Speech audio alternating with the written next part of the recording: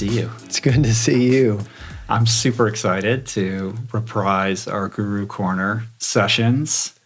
It is a joy. And, you know, in watching them, I noticed that you not only have a strong sense of where the conversation should go, but your team also has a strong sense of how to edit. And the editing is remarkably accurate. I mean, it's just like ch-ch-ch. Yeah, they're doing really a great job. Blake's through. right here, and MARGO also. Thumbs up, huh? Yeah, they're doing well. You go back and watch them? I never go back and listen or watch.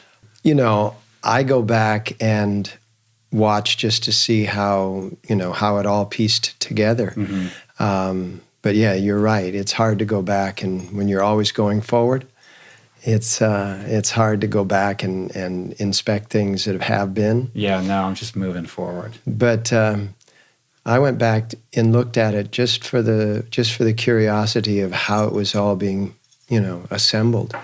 Remarkable.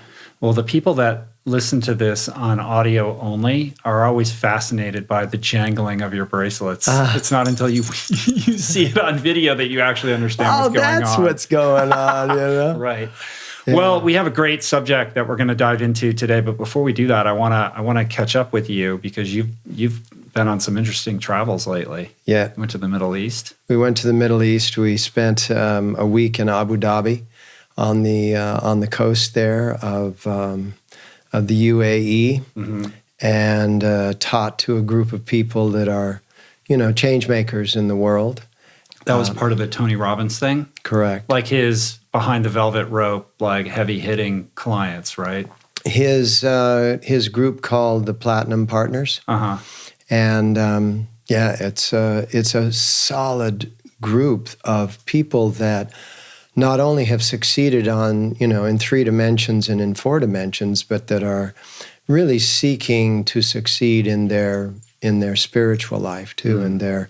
in their compassionate life, in their love life, in the world that's beyond that, that world of Beyond the scene. Mm-hmm, Yeah, your the specialty. scene. Yay. Uh-huh. So what does that look like? I mean, what is the practical sort of schedule? Like, how do you... Well, we start with yoga at either 6:30 or 7 in the morning. And we go through yoga before breakfast. Then we'll all go to breakfast. It was about just under 300 people. Hmm. And Does Tony do the yoga? Tony does his yoga, yeah. Uh-huh. And then go to breakfast and then come together for a day of working with Tony and a variety of other people. This year, everybody was brought into Abu Dhabi. Some years there's been some Skype-ins, with some teachers like Ram Dass Uh-huh. from Maui. But this year, the people that were to teach and to present all flew in, and it was a powerful gathering. Who were some of the other teachers? Master Ko, and he's, a lot of work with the energy field. He's a Qigong master and Uh-huh. other. And then also a professor of religious studies at Boston College at BC. And his was just really bringing, the 5 major religions into a focus and letting everybody see the similarities and differences and historically where that all took place. So that's another topic. He had an incredible medical doctor who lives both in Italy and in Israel, and a profound energy worker. Mm. And then Byron Katie. Oh, wow. And she presented. So it was beautiful. It was. Do you have breakthroughs with some of these people? With the attendees? Oh, yeah. Yeah. I mean, the attendees have breakthroughs in morning yoga, in Tony's Uh-huh. presentations, and in others. Yeah, I mean, breakthroughs right and left. Right. Well, speaking of breakthroughs, the subject that we kind of discussed diving into today I'm very excited about. I think it's an important one. I think it's relevant to a lot of people, if not everybody on some level, which is this idea of how to be true to oneself in a world that values conformity. I personally have quite a bit of experience with this, and I think we could probably talk about this for many hours. Yeah, we could, because Confucius had a favorite saying, and that is that the tallest tree in the forest catches the most wind. Every other tree just thinks it's calm. And so when we're living in a world of psycho-emotional wind in the form of judgment, in the form of inspection and observation, people like to hide down in the forest because it allows them to be less of that outstanding self. And they don't catch as much attention, wind, as Confucius said. Well, not only do they want to avoid that wind, there's a lot of external pressure, whether it be familial or professional, to hide in that way, to conform. You know what I mean? Like, there's not a lot of I feel like we speak out of two sides of our mouth. On the one hand, we're saying be different, like the Apple advertising campaign. But in truth, I think we're just giving lip service to that, because most of the energy goes into trying to make sure that we conform to a certain sort of preordained set of behaviors, rules, professions. And anytime anybody steps just a little bit outside of that, there's a lot of energy that goes into saying, not so fast, get in line. Yeah.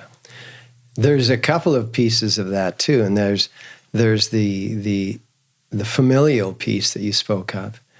And that, goes back through the generations. What did the family find convenient, comfortable, which is conforming?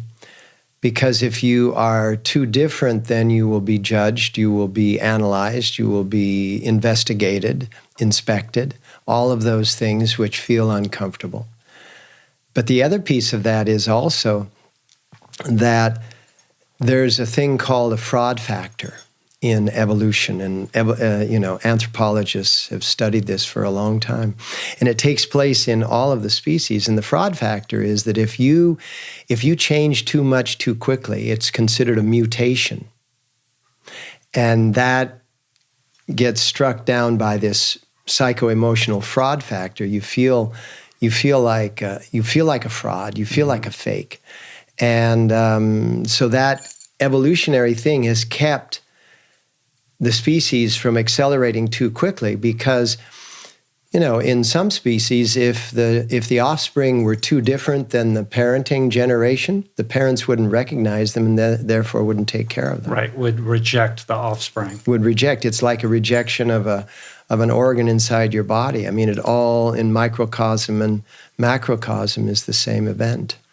But you can also see that this fraud, this sense of feeling like one is a fraud, can also blossom in somebody who is who's doing their best to conform, even though deep down in their unconscious mind, they know they're living the wrong life for themselves. Yeah, I'm thinking, so are you a fraud to the culture or society in which you live? Or what you're saying is, are you a fraud to yourself? Exactly. Yay. Yeah, I like that, because, and that's those, quote, crises moments that take place in our lives when, as you were saying earlier, when we were just talking before going on mic, that, you just couldn't do it anymore. Right. You couldn't reconcile the vast difference between what you were passionate about and what you were doing every day. Yeah, I mean, that's why this subject matter is so personal for me, because I was somebody who tried very hard to conform. I did everything that I could to be that person I was expected to be, or that I intuited I was meant to be. You and I came to the same place from two opposite directions. Keep going. Right, yeah, so I was the good boy who was studying hard to get the good grades, to get into the good college, to get into the grad school. But my vision was very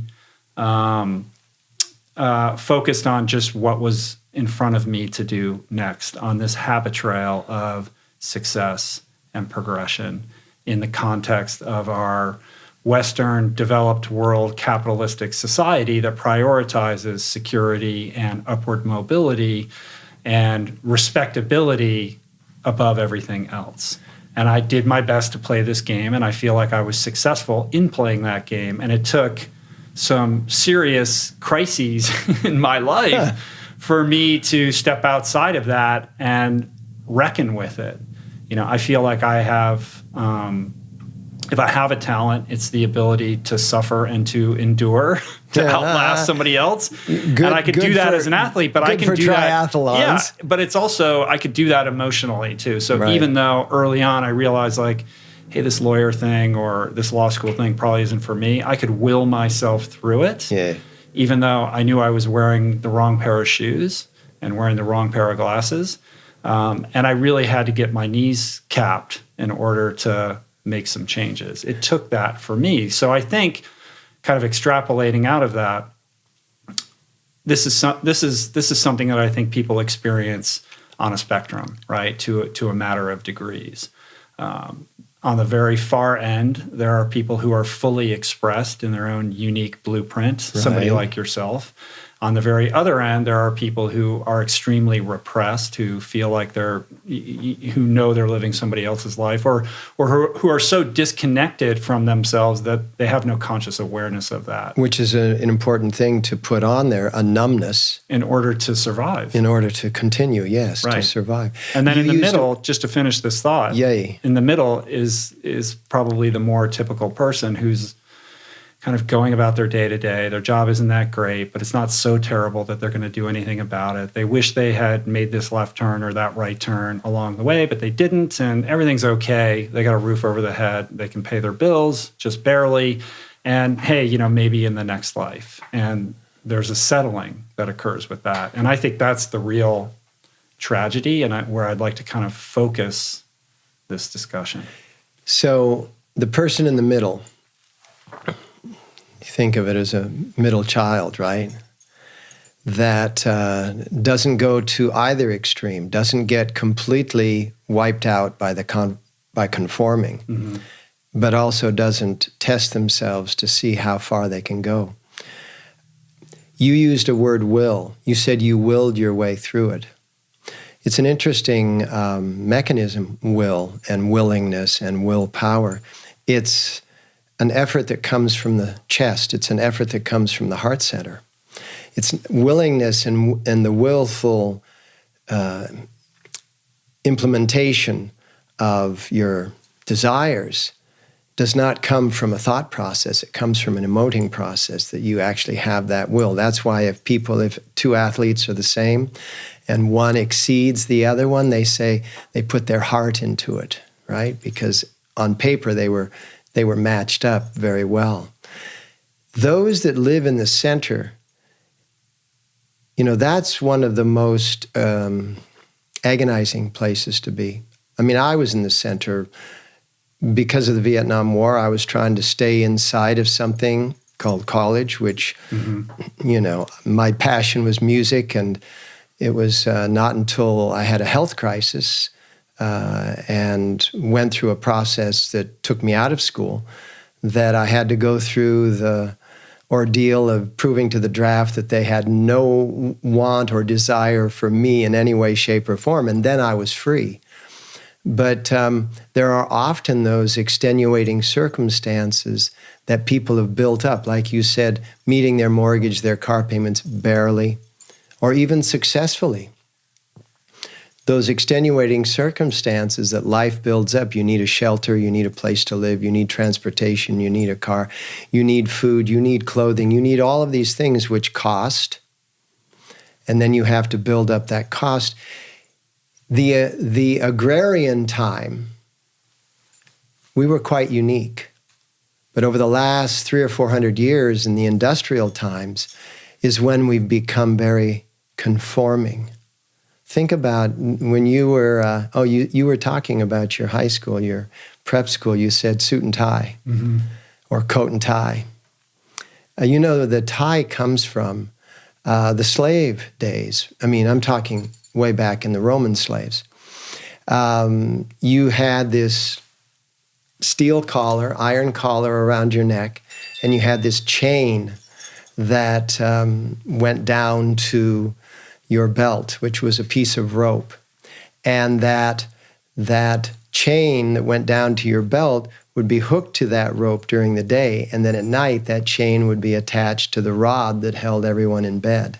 And that's why they called it a tie, because it tied you to the job. You think about all How did that morph into the modern day version of the tie? It's kind of poetically beautiful, though. Isn't it? Isn't it? I mean, the bottom line is that it morphed into, there was dress codes to show your allegiance, to show your dedication and your devotion, not even that, to the company.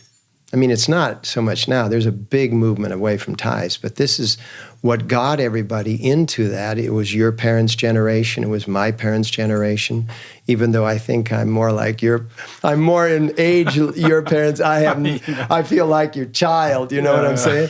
I do not feel anything near what I am in age. But that tie was part of the dress code. Mm-hmm. Yeah, it's interesting. I mean, in thinking about agrarian times, I would imagine the opportunities for individualistic expression were probably pretty limited. Like if you grew up in a farming family, you were going to be a farmer, and there weren't a lot of options. Now we have, an unlimited number of options and opportunities for young people. Just the awareness of what's possible is now at everybody's fingertips because of the computing age that we live in. And yet at the same time, there is this pressure to adhere to a certain set of standards in terms of what's acceptable to do and pursue and what isn't. I agree. And the agrarian times, before the industrial times, just imagine everyone was an entrepreneur. Everyone worked for themselves for the most part, right? You had your crops, you planted them in your own way, you planted them in relation to the moon. You were very much attuned to some of those things which people have completely lost sight of now. But your clothes, whether you wore a bandana or you wore a hat, or what kind of hat, was it straw, was it leather, was it cloth? Everybody was very individualized.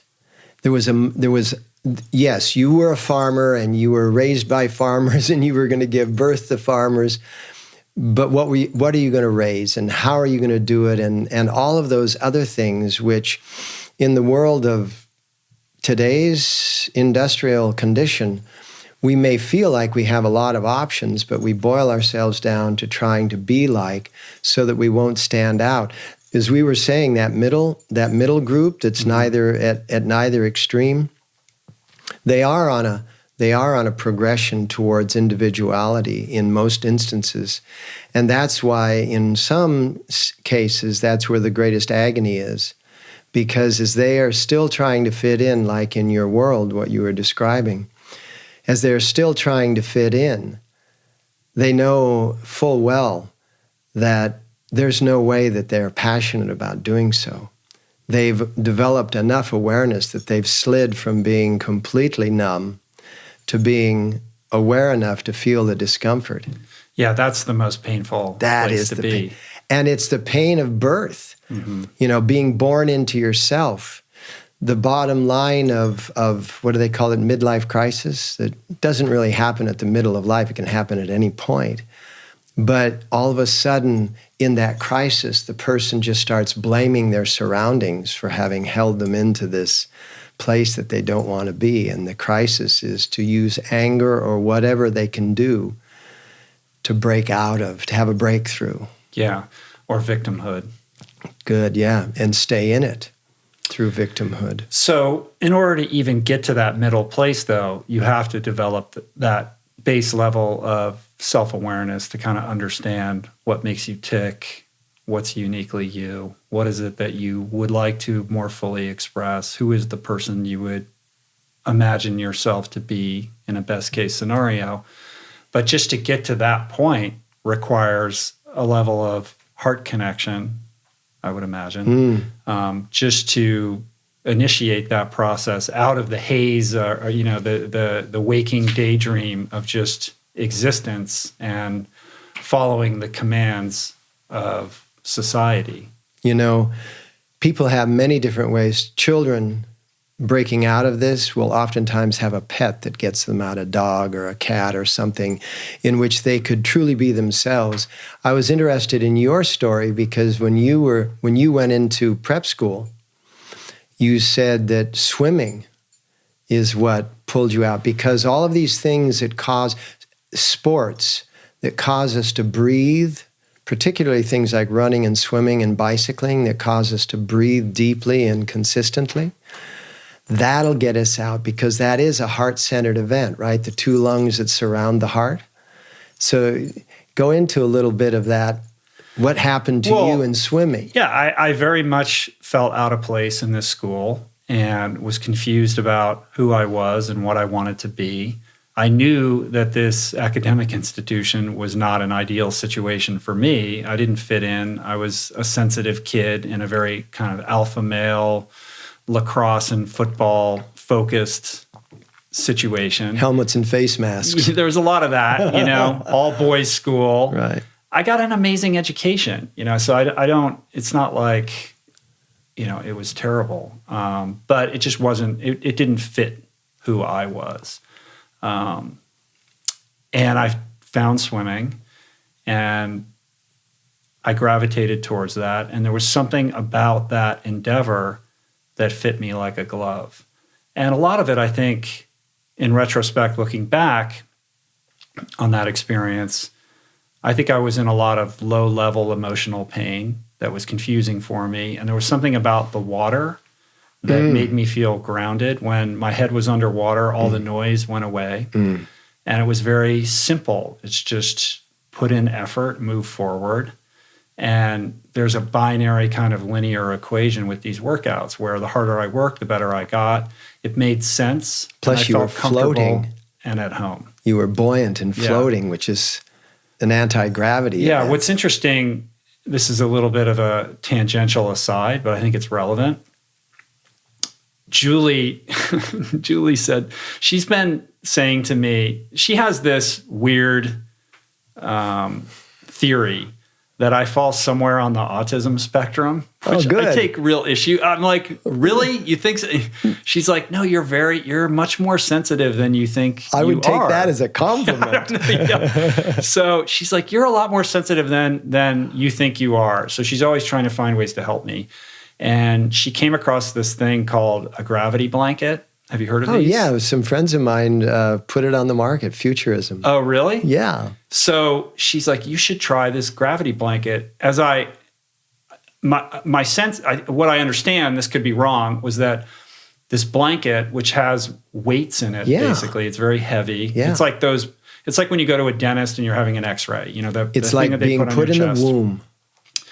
From what I understand, these were developed for autistic children. Mm-hmm, they were. And when you put them on top of them, they calm down. They feel grounded. They feel like they can relax. She's like, I think you would really like this. And we got one. I got one like 4 days ago. I struggle with sleep. It's always difficult for me to fall asleep unless I'm training super hard, which is why I sleep in a tent, and that's a whole other story. And I got to tell you, I have had the best last 7 nights of sleep since I was a little kid. She's like, how would that feel to be? I go, that actually would feel really good. Yeah. So we got it.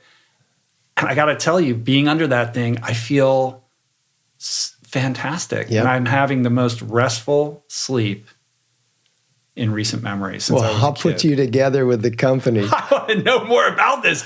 So this is like a revelation to me. And I was talking to a friend of mine who's a therapist and an addiction medicine specialist. I said, hey, do you know about these gravity blankets? He's like, dude, I've been on this for a long time. He has one. He's all about it. I was like, I wish I discovered this years ago. He's like, yeah. And I'm like, what is it about this that is making it work so well, that's agreeing with me so much? And it's the embrace.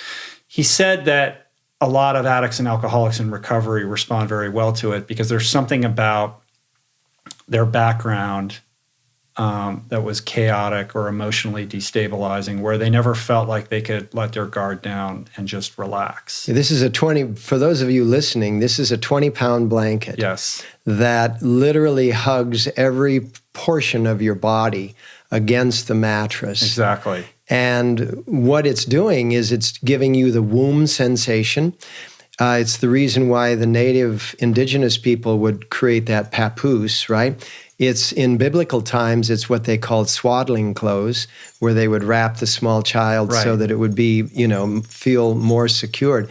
But it's just taking you back to that mother point in that womb in which everything was taken care of. It's a very secure sensation. It's an embrace. Yeah, I feel I can relax. Yeah. I can let my guard down. And so this friend of mine was saying, yes, when you put the blanket on, it allows your sympathetic nervous, it sends signals to your sympathetic nervous system like it's okay, it's safe. Yeah, it moves you into the parasympathetic. Yeah, and it's been amazing. And it's made me reflect on other decisions that I've made to kind of create these womb-like environments. Well, you need to be a spokesman for the company. I know, this sounds like an ad for this thing. It's not, but I recall when I was in high school and I had to study for an exam, I would pull all the blinds down and turn all the lights off in my bedroom and shut the door and just have a desk lamp. Yep. And now I have this container space, my container office. And when we were constructing it, Julie's like, don't you want windows? We can put a big window in it. And I was like, no, I don't want any windows. I want no windows. I want to be able to just seal it and be in my womb. She's like, you got to have some windows. So we put these little windows on it. And now I put like a blanket over the windows because I don't want that. I want to feel like I am in the womb. And so I think these are very similar impulses that I have to create an environment that is like being swaddled as a baby. My morning practice is done, the portions of it that are just deep, deep meditation are done in a very large walk-in closet in the center of our home that has no wall to the outside, right? And when I shut the door on that walk-in closet, it's pitch black. It's like the Tecuatzi in my previous days of in deep Mexico.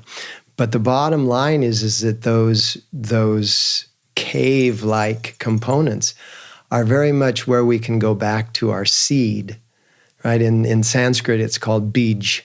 When you can go back to that bij in your existence, that seed in your existence where every branch of your life is still possible. And then you can sort of recalculate your life and form new challenges and form new efforts and form new possibilities and form new opportunities.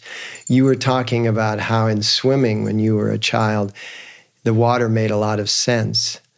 I started music at the age of 5, but performing music in front of people was really challenging for me because, I just wanted to go out there and, out into the music and do it. But a performance, you had to be right in each moment, right? So that was so limiting.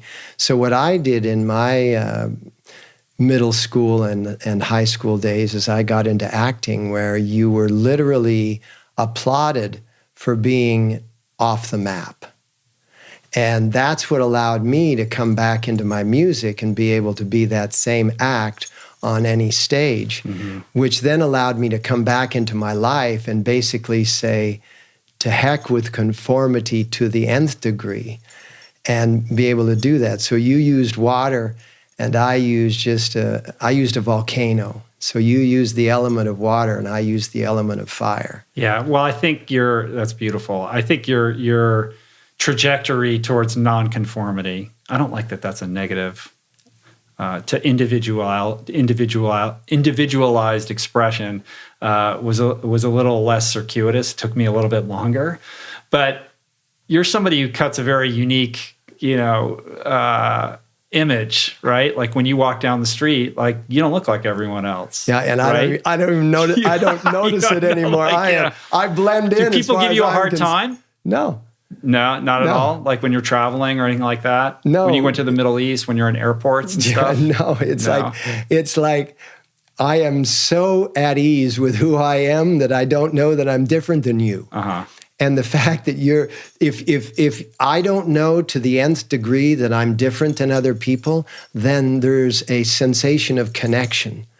And I think people feel it. Yeah. I think people feel it. People feel, oh, he's really weird, but he's really connected. He's kind of harmless, you know. He's like, he's not, we don't need to hassle him, you know. And so, yeah, no, it's rare. It's rare that my wife and I actually have any kind of imposition pushed upon us because of the way we are. Right. I mean, I've heard people say that when they arrived and I arrived at a particular setting, like, for example, the ones that we just did in Abu Dhabi, you know, they say, oh my God, what have we gotten ourselves into here? And then after the first encounter, they go, oh, this is cool. Right. Because you have all these like high-powered business people who are that you're in front of, and they're like, "What's this guy going to tell me?" Yeah, and all of a sudden they realize that I'm talking to them like their own psycho-emotional consciousness talks to them when it's friendly. The idea that the middle patch of that conformity, non-conformity, of the individualization and the non-individualized, that middle path being the one of agony, you know, those are oftentimes the ones that are most driven and tend to succeed also, because the agony is something that they're running from. And so maybe it's, if I do more of this, I'll have it. Maybe if I achieve more of this, I'll get away from it. And so it's a stimulant. So it's not a negative in total. It's got a lot of positives as well. That agony, you know, growth through pain. Obviously, you practice that on a day, week, month basis, right? Yeah, but I mean, this journey to you know, self-actualization can be forged through pain. It doesn't have to be. No, it doesn't. And I feel like somebody who is in their full expression is an individual we generally celebrate. Like once somebody's, you know, at the fruition of that experience and they're fully expressed and they're in their creative flow, or they're doing whatever they're doing and they are who they are, even if they're completely off the map from that conformist idea of what a person is supposed to look like, we do as a culture tend to celebrate those people as inspirational or aspirational. The challenge or the difficulty comes in the early phases of that journey for that person, when they're just starting to step outside the boundaries a little bit, right? They haven't fully developed yet to the place where we can celebrate all their unique glory. It's those early phases where it's easy to swat somebody down and say, not so fast, come on, get back in line. You know, these are the people that, in many instances, that are listening to your podcast, that are listening to this broadcast. Not all, but a good portion. And the bottom line for those people is that they should understand what you just said. If you're going to step out, you're going to have to expect the pushback, right? In a material space, for every action, there's an equal and opposite reaction. And they should actually gauge their progression by the amount of pushback that they're receiving. They could use that. But it takes courage, and it takes fortitude, and it takes a real sense. Like that's a very fragile state for most people. And that's why it's so easily quashed, because you'll second guess that impulse that's driving you to do something a little bit different, because everybody around you is telling you it's a bad idea. You just used the word courage, right? Which is cour is French for heart. Age is French for time. So courage is a time of the heart. This getting into your heart, that's what the opposition and that's what the swat down is all about. It's forcing you, if you're going to come up with courage, it's forcing you to get into your heart. And then it's in your heart, which is nonlinear, non-logical, non-language oriented, just ton-ton, ton-ton, ton-ton. That's when you can really become that person that you're going to be. So all of these things, like, you know, you dam a river and it rises to the occasion and flows over the top. that's the nature of evolution, because evolution touches us in the same way, creates a crisis. The crisis needs a solution. Solutions are tried and tried and tried, and finally something works, and we move forward in evolution, just like what's happening in the world at large, in the macrocosm. Yeah. Well, I truly believe that every person has a unique blueprint, and it's our job to bring expression to that. And that doesn't mean, I've said this many times before, it doesn't mean you're going to be a world record holding athlete. You're not going to necessarily play in the NBA or be a rock star or, be a YouTuber or whatever it is. Or play the violin well. Exactly. But there is something unique to you, something that gets you excited when you wake up in the morning. Generally, it's something that you experienced as a young child that got kind of erased along the way on this gestalt towards conformed along the way. Yeah. Conformed to normal. And I find it imperative that people find a means to bring voice to that spark, to that impulse. And it doesn't mean that you quit your job overnight and reorganize your life on a dime, but I don't believe that you can be fully expressed and actualized if you're repressing any of those instincts to engage in something that brings you joy. There was a time in my life that I wanted to change something really important. It was vital that I make this change. And I gave myself a 5-year plan. I succeeded and completed in 3 years. What was that? It was just that I was going to come out of this work that I was doing, and which was I was doing to supplement the teaching.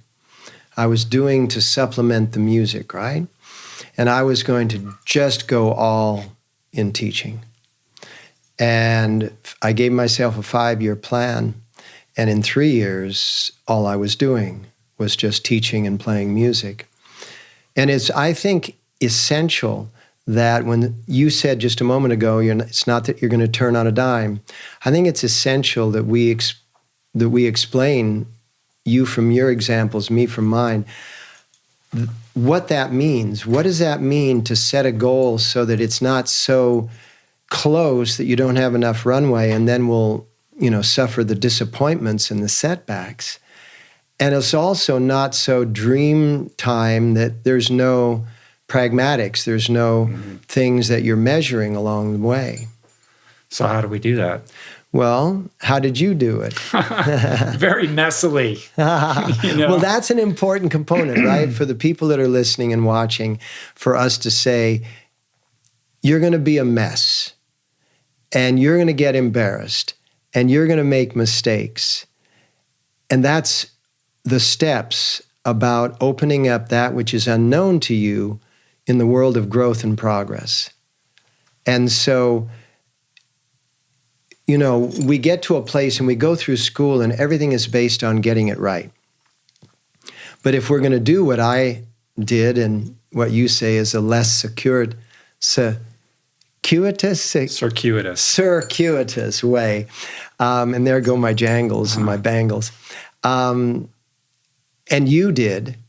But as we were being ignited to make that move, we had been involved in a programming through school to get it right, get it right, get it right. So some of the pain was just the natural pain of getting so many things wrong.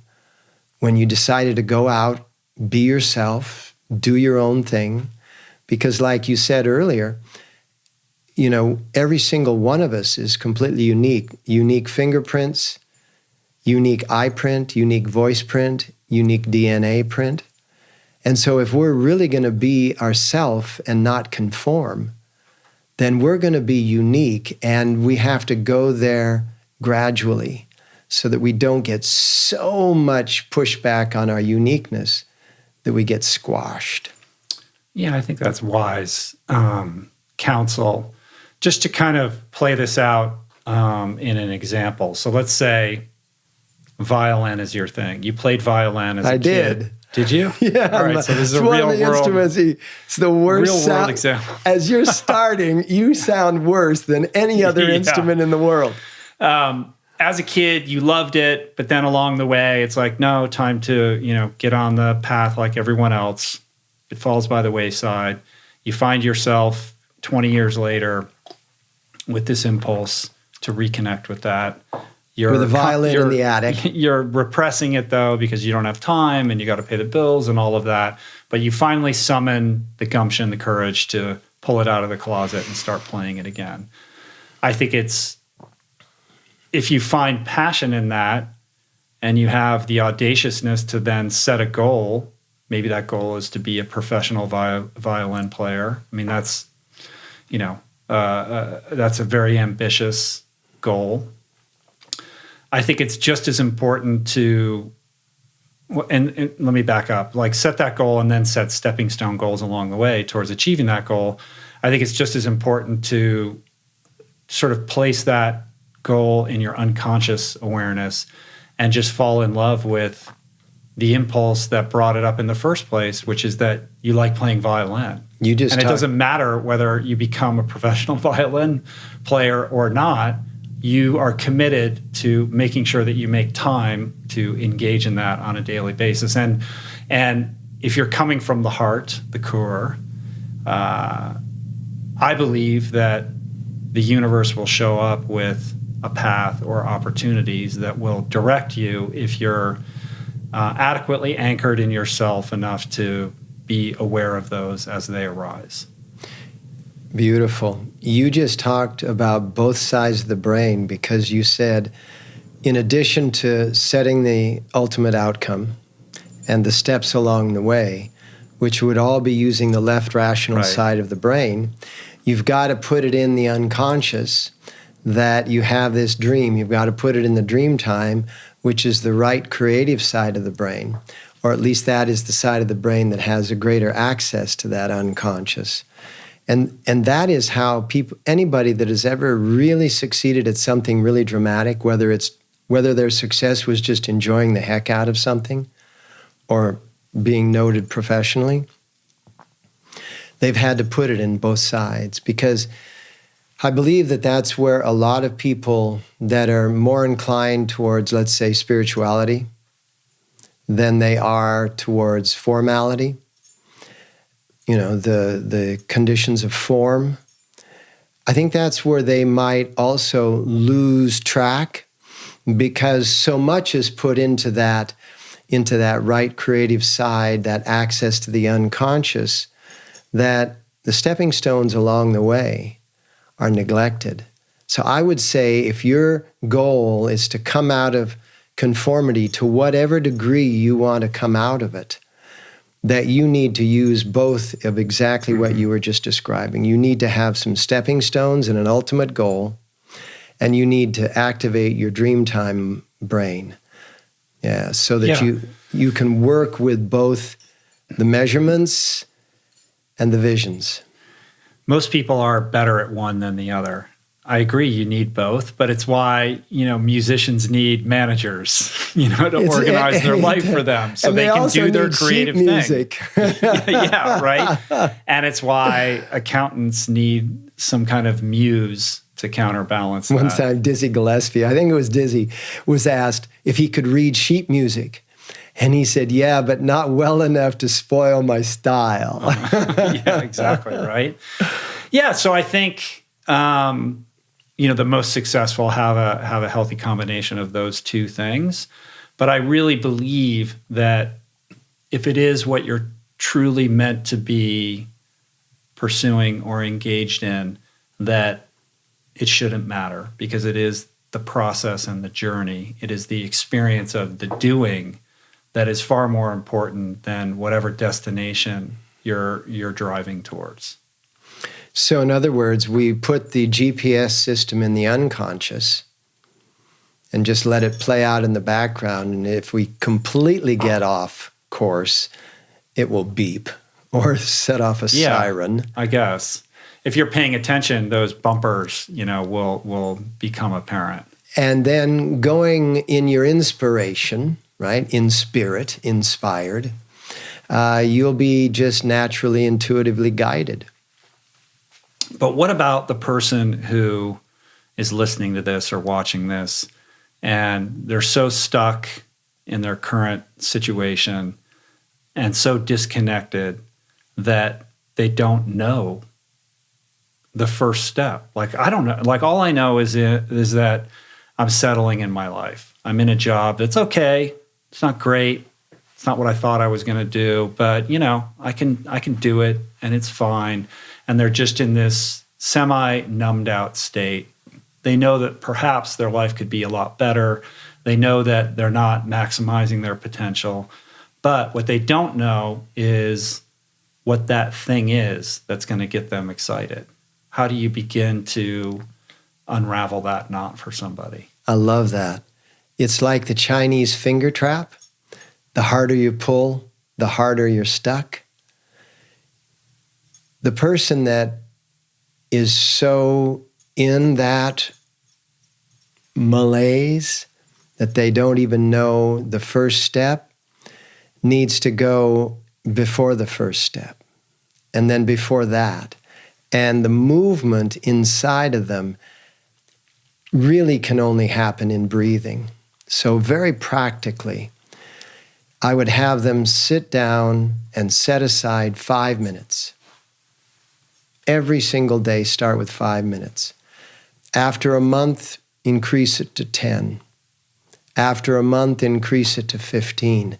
And in that 5 minutes, just sit, be aware that you are breathing, and be breathing diaphragmatically, like the proper way that we breathe when we're exerting in any kind of effort, great effort, that the belly goes out as you inhale and the belly comes in and the shoulders remain relaxed. And ultimately what's happening is that you're massaging the diaphragm. You're getting a lot of engorgement in the heart center, in the heart cavity. And all of a sudden you're oxygenating your blood and brain more. And you're doing nothing except breathing. And things will come to you. So that, like that finger trap, the Chinese finger trap, you're not pulling hard, but you're sliding out. You're sliding out of being stuck. That's how I have found people to be the most successful. But it means setting aside 5 minutes. Mm-hmm. Everybody's got 5 minutes. Everybody's got 5. Yeah. And I think when you do that over time, you do start to develop a deeper heart connection and your awareness starts to blossom.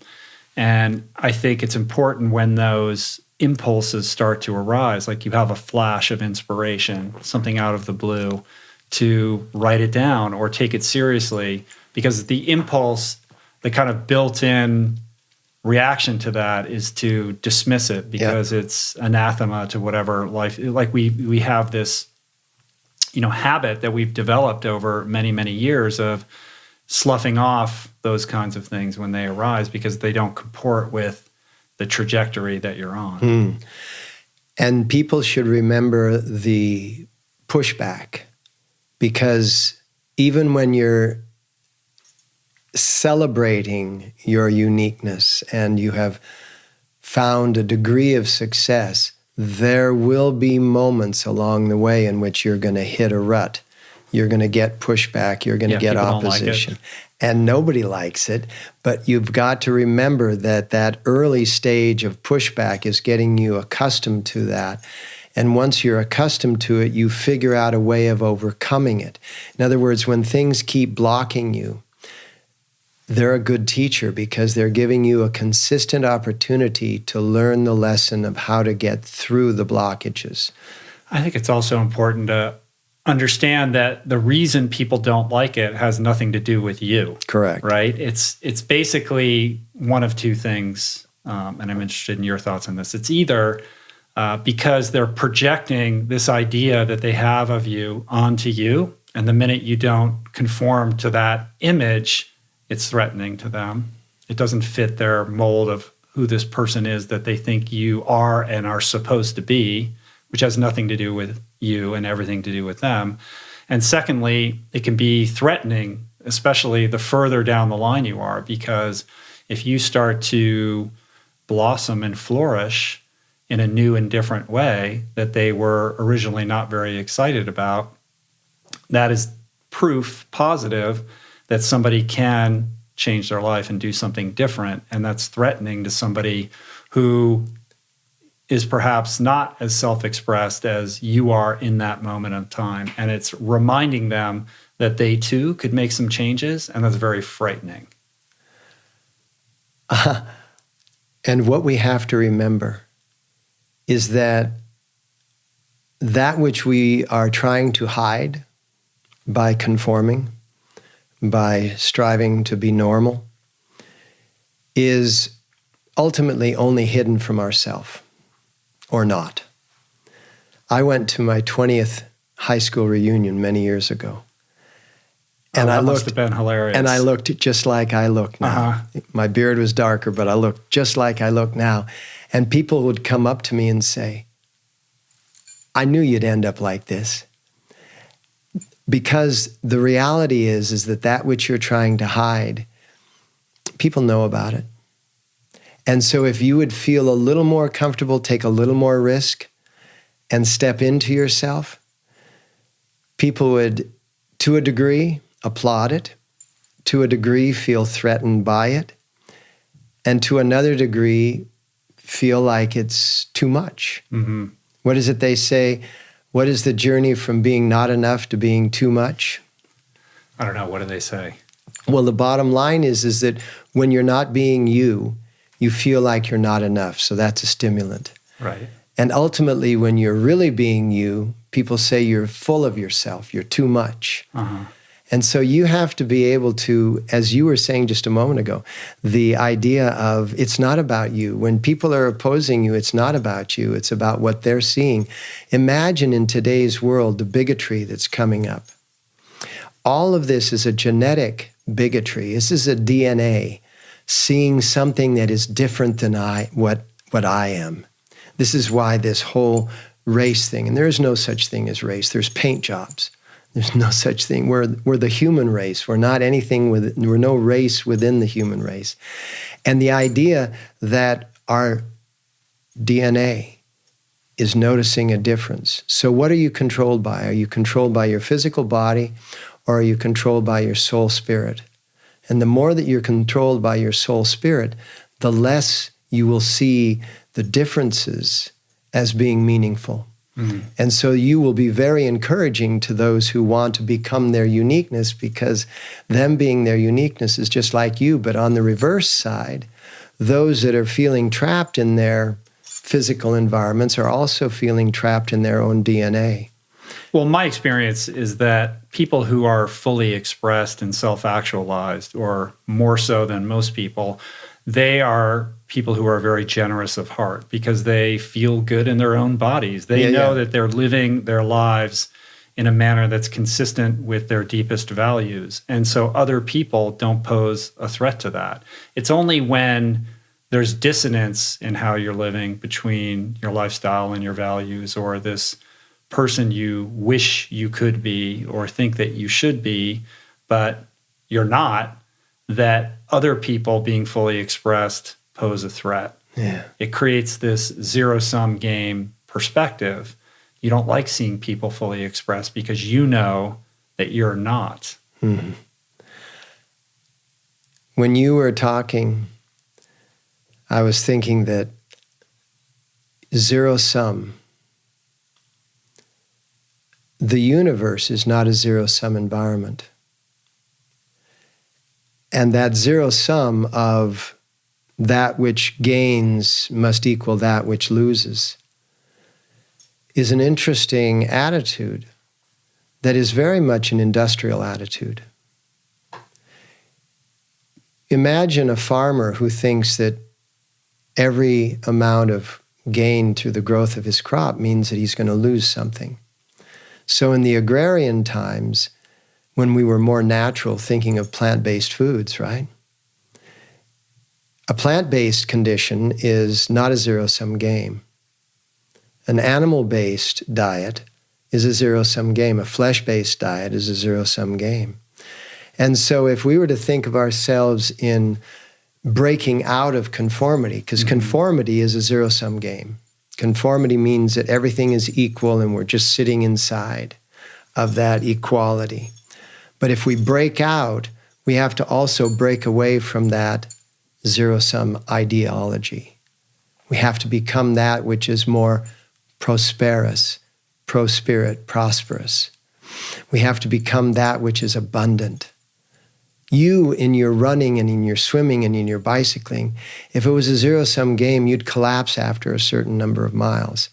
But the fact that you have this incredible energy to push you through those painful moments is the same thing that we have to be expressing when in our lives we're striving to become not normal, not conformed, but our unique self.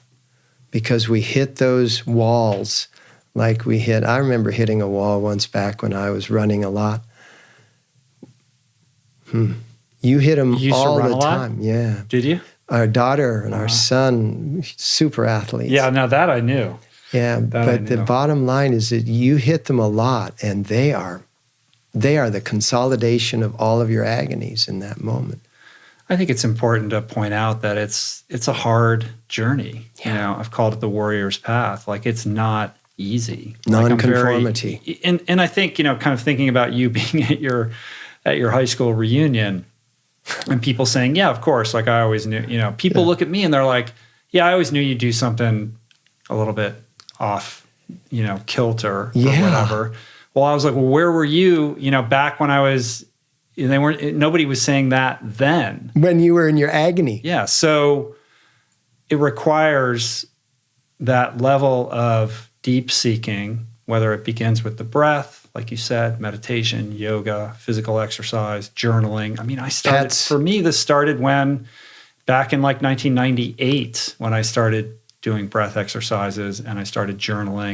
And if I was to go back and read my journals from 1998, when I was doing morning pages in the Artist Way, from 1998 through 2005, you know, like most of them are about how I don't know what I'm doing. I don't know what I want to do or be, like time and again and again and again, but just consistently showing up for that.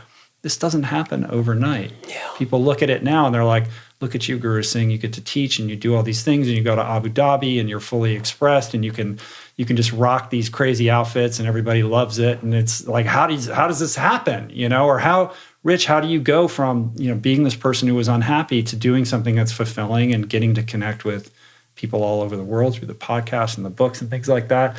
You know, I don't have a pat 5-step answer to that. It took me essentially 20 years to like figure this out. But you have to plant those seeds. You have to invest in yourself. You have to fertilize that soil and just perpetually keep showing up for it. Even if you're seeing no results. Going between inspiration and desperation. That's what I would say to people. Desperation being the pain of that push and pull that goes on, the agony. And the inspiration, that thing which wakes you up and gets you excited about moving forward with your day. I can remember moments of desperation. I can remember moments of inspiration. And I know that walking in between the two and never getting, that's the middle path that the Buddha talked about. Never getting distracted or overly attracted to either one. See, I look at you and I think, well, this guy just knew who he was from the minute. Yeah, right. From the first minute, right? And just was like, this is who I'm going to be, it or not, man. Let's shatter that myth, because if we go forward with that myth, then I am worthless as far as my ability to reach and teach. Because if people think, well, good for him because he was born that way. Yeah, I was born, you know, in a very special family. But I'll tell you, my agonies came from inside and outside, just like everybody else's. And so, yeah, shatter the myths of, you know, the hero always sat on top of the pedestal, because it's just not true. It's not true with any of the great prophets and messiahs of the world. The Buddha, Jesus, Muhammad, Zoroaster, Moses, Abraham, all of them. I mean, the patent stories, the marketing stories are that, the one and only and always was, and from the moment of birth, nonsense. We all have to go through the pain. Mm-hmm. Pain is a great teacher. Whoa. And so is inspiration. But if we're not willing to go through the pain, then we'll always become less than and less than and less than until we die. And then all we feel in the moment of death is just the incredible agony of, I could have. Mm-hmm. Yeah, it's not about avoiding the pain. It's about trying to figure out what the message and the opportunity is within the pain. How beautiful. Do you ever look back on your career? I'm sure people have said to you, like, why didn't you just become a rock star? Like, you had a moment where you were kicking it with Janis Joplin and Jimi Hendrix, and you had this record deal and the Dead, and you were all positioned to go on this certain, skyward trajectory towards musical fame. Yeah, and all my you friends walked away are from dead. it. They're all dead, right? But you could have burned in, infamy forever. Yeah, right? Yeah. I was actually thinking about that because as I was driving out here today, I'm driving through a neighborhood that was very much a part of that moment in my life, right? Early 20s. And not the neighborhood of a small neighborhood. I mean, just the valley and what have you, and the hills and I'm thinking back in time, and I'm thinking, wow, how blessed to have had the hardships, the change of directions, the challenges, and all of those things that took me away from the trajectory of just being another great, musician. So when you were in that situation and had to make that decision, how did you know that you were making the right choice? I wasn't making a choice. Yeah. It's interesting you say when I was making that decision. The decision that I was making was to become safe. Because if you read my book, Buried Treasures, you find that at a certain point, my trajectory, even within the conformity of a record deal and corporate, musical promotion, etc., there was a lot of pressure on me to get even more silenced, get it even more conformed. And because it just wouldn't work inside of me, because I couldn't play and write in that genre, boy meets girl and everything's cool, and, it just didn't work for me, right? I left that to other artists, that the pressure coming down on me did exactly what had happened to you when you were trying to be a lawyer.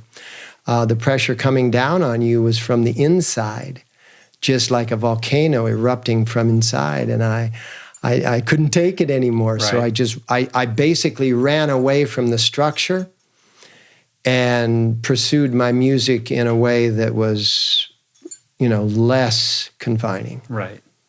And here you are today. And here I am today. And here you are today. Yeah. All right. Well, let's wrap this Guru Corner session up with a song. You brought your guitar. I did. I thought I would play a version of this song that I recorded with a group.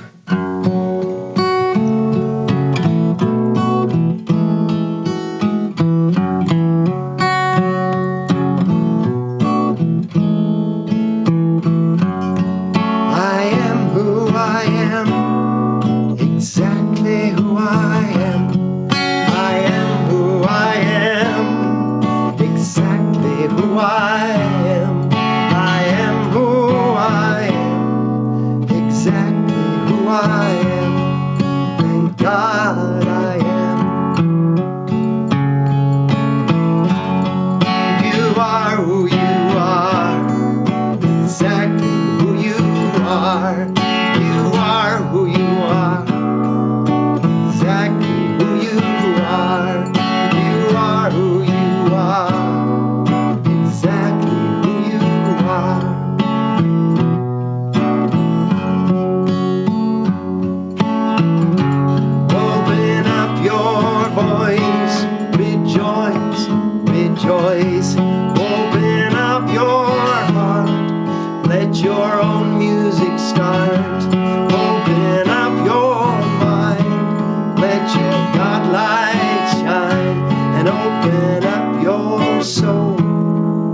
let your good times roll. I am who I am, exactly who I am.